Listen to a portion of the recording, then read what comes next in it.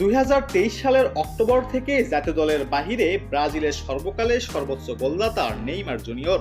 সে সময় বাঁ হাঁটুর লিগামেন্ট ও মেনিসকাস ছিঁড়ে গিয়েছিলেন ব্রাজিলিয়ান এই সুপারস্টারের। দীর্ঘ বিরতির পর সেপ্টেম্বর উইন্ডোতে ফেরার কথা ছিল নেইমারের, কিন্তু চোটের কারণে শেষ মুহূর্তে বিশ্বকাপ বাছাইয়ের 2 ম্যাচে চিলি এবং বলিভিয়ার পরিকল্পনা থেকে তাকে বাদ দেন ব্রাজিল কোচ কার্লো অ্যানচেলোত্তি। তবে আগামী বছরের বিশ্বকাপে নেইমারকে খেলানোর ইচ্ছে রয়েছে এই ইতালিয়ান মাস্টারমাইন্ডের। তিনি মনে করেন নেইমার দলের গুরুত্বপূর্ণ অংশ হতে পারেন। বিশ্বকাপ খেলতে নেইমারকে একটি শর্ত দিয়েছেন কার্লো অ্যানচেলোত্তি। যুক্তরাষ্ট্র, কানাডা ও মেক্সিকোর মাটিতে বিশ্বকাপ শুরুর আগে নেইমারকে প্রমাণ করতে হবে যে তিনি ভালো শারীরিক অবস্থায় আছেন। অ্যানচেলোত্তির মতে নেইমারের প্রতিভা নয়, বরং তার শারীরিক সক্ষমতাই নির্ধারণ করবে তিনি দলে থাকবেন কিনা।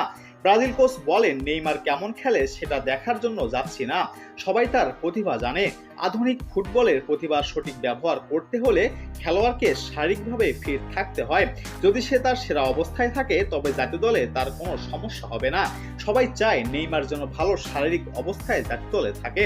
আমি তার সঙ্গে কথা বলেছি এবং বলেছি তোমার হাতে সময় আছে এবং সেরা প্রস্তুতি নেওয়ার জন্য, যেন তুমি দলে থাকতে পারো এবং বিশ্বকাপে দলকে সাহায্য করতে পারো।